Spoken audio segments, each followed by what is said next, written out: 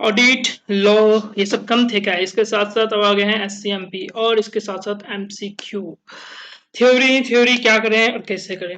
Hello दोस्तों, मैं हूं कृष्णकांत शाह। आज लेके आया आपके लिए एक वीडियो। आई होप कि आपकी प्रिपरेशंस अच्छी चल रही होगी।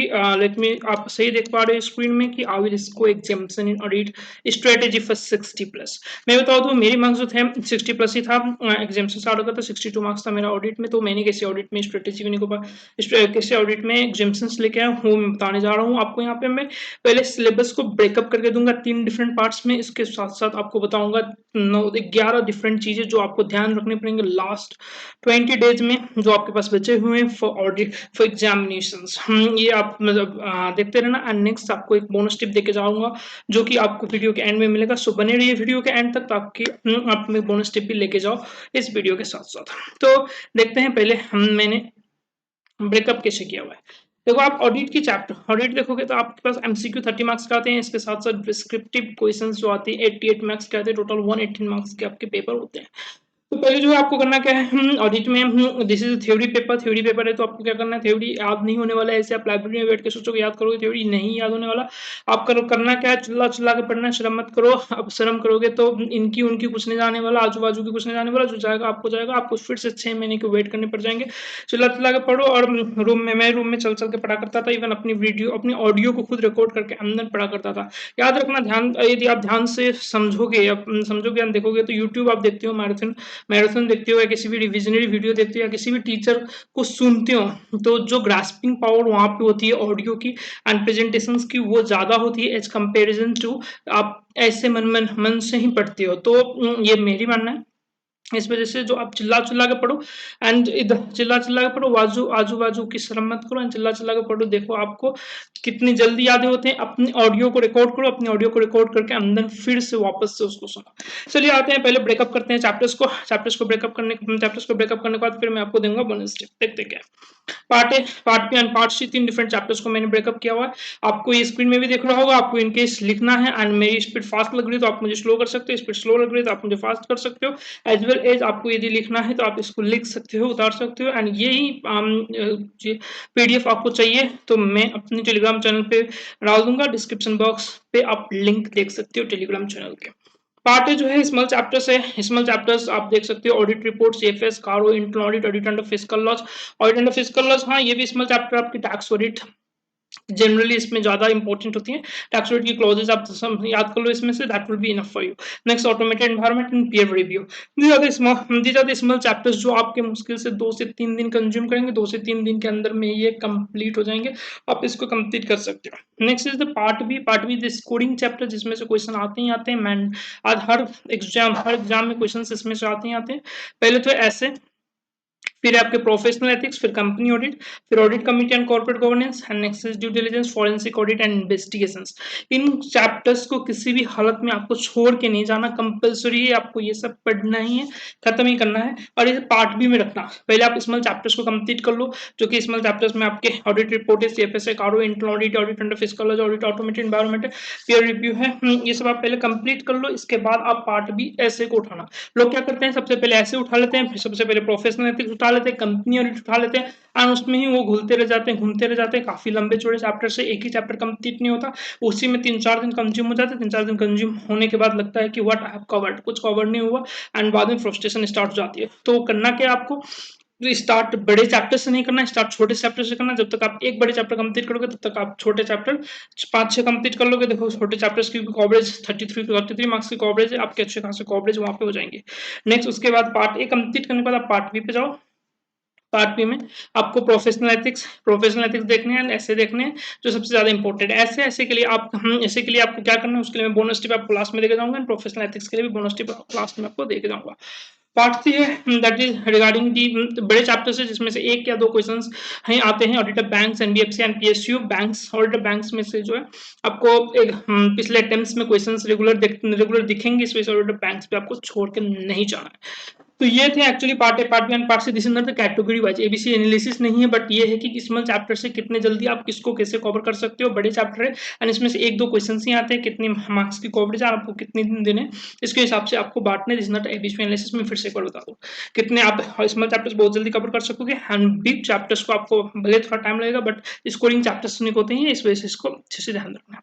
कुछ चैप्टर्स है जो आप सेफली छोड़ सकते हो, क्योंकि इसमें से कुछ क्वेश्चंस, कोई क्वेश्चंस आए ही नहीं है पास्ट टेंस में। Out of dividend planning, how planning strategy वाले, and risk assessment, how of insurance companies, आप पिछले 2-3 अटेम्प्ट पे देखोगे तो ज्यादा क्वेश्चन इसमें से नहीं आता, आप इसको सेफली छोड़ सकते हो। Rest comes to theory. Theory अब देखते हैं कि ये तो हो गया आपके पार्ट्स की डिविजन कैसे करके पार्ट में डिवाइड कर लेना, उसके बाद के कौन से चैप्टर्स पहले कवर करने हैं, इसके बाद आप चाहते हैं क्या कम्युनिकेशन समय होते हैं और कैसे करके पढ़ने हैं। थ्योरी मेरी स्टाइल क्या है, थ्योरी में मेरा स्टाइल ये है कि आपने आज जो चैप्टर पढ़ा, let me take example of कि आपने सपोज आज पढ़ा और रिटर्न टू फिजिकल लॉज, तो नेक्स्ट डे आपको सबसे पहले जो भी चैप्टर आज आपने कवर किया उसको पहले एक बार रिपीट करना है, याद करने हैं, चिल्ला चिल्ला के पढ़ो, खत्म करो पहले इसको एंड देन ही आगे बढ़ो। अब that would be your strategy कि आप पूरा दिन ऑडिट ही लेके चलो, 2 दिन 3 दिन 4 दिन 5 दिन ऑडिट ही कवर करो एंड देन आप नेक्स्ट चैप्टर नेक्स्ट सिलेबस तो what I used to do is, मैं एक दिन को 4 पार्ट में कवर करता था एंड हर एक चैप्टर को, हर एक सब्जेक्ट को, पेपर को 3 घंटे अलोकेट करता था। 3 घंटे में जितने होंगे उसके अलावा 1 मिनट भी एक्स्ट्रा टाइम उसको नहीं दिया जाएगा। मे बी जितनी मैंने सोच रखे हैं उसके हिसाब से वो कंप्लीट होता है भी या नहीं होता है, दैट डजंट मैटर, बस 3 घंटा इज द टाइम कंस्ट्रेंट, इतना टाइम देना है एक चैप्टर के लिए, तो एक पेपर के लिए, तो वो मैं क्या करता था एक दिन में। एंड आप एक बार ध्यान रखोगे, एक बार करके देखना, ये इनकेस आपने सपोज प्रोफेशनल एथिक्स आज पढ़ा, प्रोफेशनल एथिक्स आज पढ़ोगे, फर्स्ट शेड्यूल आपने पढ़ा, फर्स्ट शेड्यूल को आपको फिर से समराइज करने में मैक्स टू मैक्स 5 से 10 मिनट लगेंगे एट द एंड जब आप पढ़ के कंप्लीट करोगे। फिर नेक्स्ट डे आप इसको पढ़ोगे तो मे बी आपको 5 से 10 मिनट ही लगे। फिर नेक्स्ट डे इसको क्यूमुलेटिवली आप रिवीजन करोगे तो नेक्स्ट डे आप 2 से 3 मिनट या मे बी 4 से 5 मिनट में आप इसको कंप्लीट कर पाओगे। ये बार करके देखना, आपको इजी लगेगा। सो क्यूमुलेटिव मोड पे आप पढ़ना स्टार्ट करो ताकि आपका रिविजन्स जल्द से जल्द आप भूलो ही ना इसे। मैं बता दूं, मैंने 20 डेज के अंदर में ग्रुप 1 की प्रिपरेशन कंप्लीट की थी। एक बार पूरा सिलेबस कंप्लीट भी नहीं किया था मैंने, बट रिवीजन एक बार कंप्लीट होते होते में ही, रिवीजन कम से कम भी हर एक दिन रिवीजन होता था। इमीडिएटली आप एक बार बोलो, 2 बार बोलो, 3 बार बोलो, 4 बार बोलो, बट देयर वाज रिवीजन। हर एक दिन मैं रिवीजन करता था, जो भी मैंने पढ़ा उसको एक बार रिवाइज करता था एंड देन मैं आगे बढ़ता था।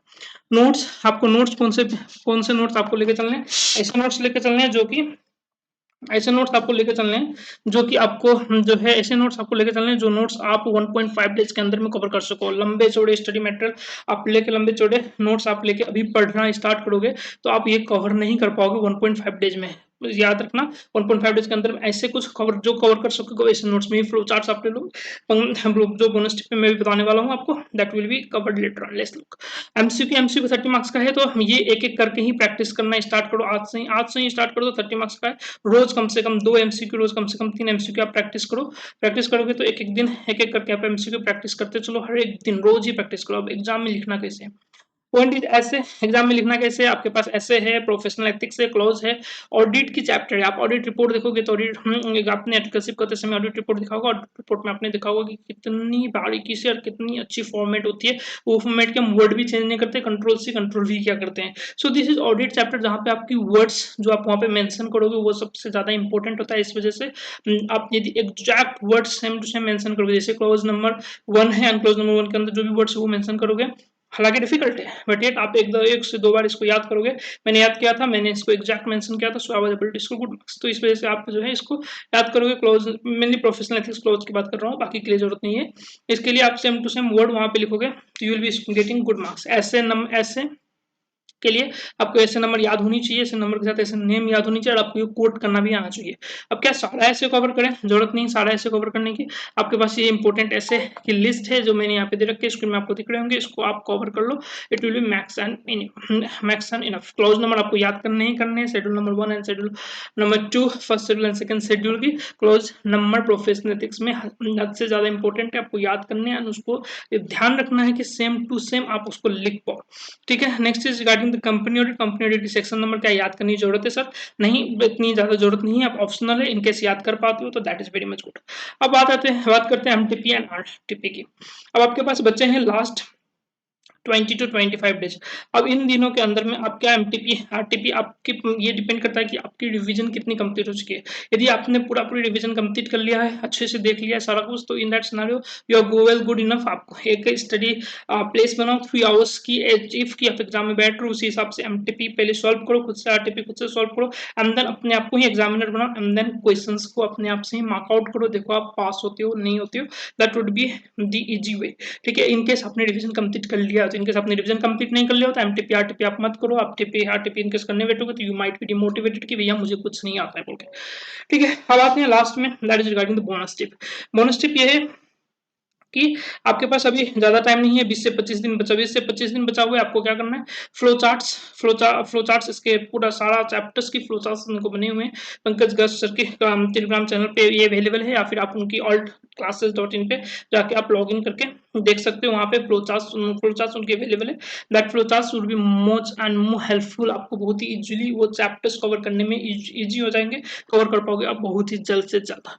तो हम आशा करते हैं कि आपको ये वीडियो अच्छा लगा होगा, एंड आउट आप जो है डोंट अंडरएस्टिमेट योरसेल्फ कि भैया हम कंप्लीट नहीं कर पाएंगे। You will be able to complete this, 20 days ही है काफी, अभी 20 दिन है, 20 दिन के अंदर आप कंप्लीट कर पाओगे। एंड प्लीज कमेंट में लिखते जाओ कि I will score exemption in audit in this chapter in November 23 only. तो ये थी स्ट्रेटेजी फॉर 60+। इनकेस आपको वीडियो अच्छा लगा हो तो प्लीज लाइक कर देना इसको, एंड सब्सक्राइब भी कर देना इस चैनल को, ऐसे वीडियो आपके पास आते रहेंगे। Bye bye, stay tuned and best of luck for your examination.